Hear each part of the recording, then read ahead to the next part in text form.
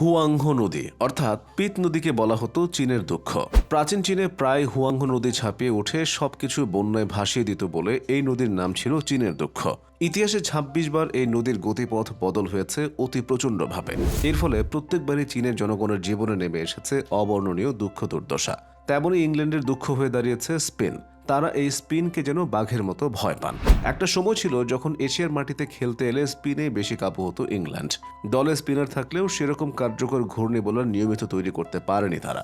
Schwann ও আন্ডারউডরা বেশ কিছুদিন স্পিনে দাপট দেখালেও ইংল্যান্ডের ব্যাটারদের স্পিন খেলার দুর্বলতা প্রায় চোখে পড়ে, যেটা গত এক দশক পেরিয়েও সমাধান করতে পারেনি ইংল্যান্ড। এদিন রূপকথার সিনেমার মতো সবকিছু নিমেষে বদলে যায়।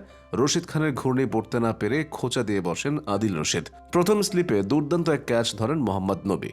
শূন্যে ভেসে উদযাপনে মেতে ওঠেন রশিদ। অষ্টম উইকেটের পতনের পর মার্ক উডকে সঙ্গে নিয়ে ক্যামিও ইনিংসে ভয় ধরিয়ে দিয়েছিলেন আদিল রশিদ। তাকে ফেরানোর পর উডকে বোল্ড করে কফিনের শেষ পেরেক ঠুকে দেন সেই রশিদই। ডিফেন্ডিং চ্যাম্পিয়নদের ব্যাটে বলে কর্তৃত্ব দেখিয়ে চলতি বিশ্বকাপের প্রথম অঘটন ঘটালো আফগানিস্তান।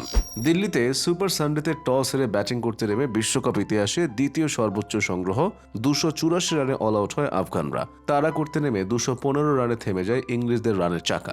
৬৯ রানের বড় জয় ইতিহাস গড়েন রশিদ নবীরা। চলতি বিশ্বকাপে আফগানদের এটি প্রথম জয়। সব মিলিয়ে বিশ্বকাপে এটি তাদের দ্বিতীয় জয়। ১৪ ম্যাচ পর তারা বিশ্বকাপে জয়ের দেখা পেল। জয়ের জন্য সবচেয়ে বেশি ১৮ ম্যাচ অপেক্ষা করতে হয়েছিল জিম্বাবুয়েকে। চলতি বিশ্বকাপে বাংলাদেশের কাছে হেরে শুরু হয়েছিল আফগানদের বিশ্বকাপ। দ্বিতীয় ম্যাচে স্বাগতিক ভারত এই দিল্লিতেই তাদের উড়িয়ে দেয়। তৃতীয় ম্যাচে এসে বিশ্বকাপের অন্যতম ফেভারিট ইংল্যান্ডকে রুখে দিল তারা। এখন পর্যন্ত ৩ ম্যাচ খেলে উভয় দলেরই জয় একটি করে। দিল্লির উইকেট ব্যাটিং স্বর্গ হলেও দ্বিতীয় ইনিংসে সুবিধা করতে পারেননি ইংল্যান্ডের ব্যাটাররা। আফগান স্পিন থ্রি রশিদ, নবী, মুজিবুর রহমানদের ঘূর্ণির জবাব ছিল না যেন জস বাটলারের দলের কাছে। সর্বোচ্চ ৩ উইকেট করে নিয়েছেন রশিদ এবং মুজিব, নবী নেন ২ উইকেট। ব্যাট হাতে ২৮ রানের পাশাপাশি ৩ উইকেট নিয়ে ম্যাচ সেরা হন মুজিব। আর পুরস্কারটা ভূমিকম্পে ক্ষতিগ্রস্তদের উৎসর্গ করেন তিনি। গত ৭ অক্টোবর ৬.৩ মাত্রা ভূমিকম্পে আফগানিস্তানে ১,০০০-এর বেশি মানুষ প্রাণ হারায়। এক সপ্তাহের মধ্যে শনিবার তৃতীয়বারের মতো ভূমিকম্পে কেঁপে ওঠে দেশটি। তাদের প্রতি ভালোবাসা দেখান মুজিব। মূলত ঐতিহাসিক এই জয়ের নায়কও তিনি।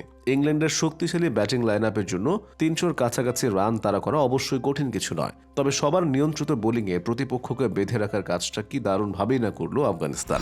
দুর্দান্ত বোলিংয়ে দলকে অবিশ্বাস্য এক জয়ের স্বাদ দিতে মূল কাজটা করলেন মুজিব, যার জন্ম ও বেড়ে ওঠার সবকিছুই হয়েছে প্রাসাদ তুল্য এক বাড়িতে। তার জন্য অর্থের এই অঙ্কটা বিশাল এক ব্যাপার। সবচেয়ে কম বয়সে আফগান ক্রিকেটার হিসেবে আইপিএল এর নাম লিখে এরই মধ্যে তিনি ইতিহাস বনে গেছেন। দেশের ক্রিকেটেও তিনি বিরাট এক ইতিহাসের নাম। সেই বয়সভিত্তিক ক্রিকেট থেকে জাতীয় দলে এরপর বিশ্বমঞ্চ মাতিয়ে চলেছেন মুজিব। ইংল্যান্ডের ইনিংসের একেবারে শুরুতেই তার হাতে বল তুলে দেন আফগান অধিনায়ক। পাওয়ার প্লেতে নতুন বল হাতে আলো ছড়ানো শুরু করেন তিনি। পরে অবশ্য একটু খরচে হয়ে যান মুজিব, তবে আসল কাজটা অর্থাৎ উইকেট তুলে নেওয়ার কাজটা ঠিক মতোই করেছেন তিনি।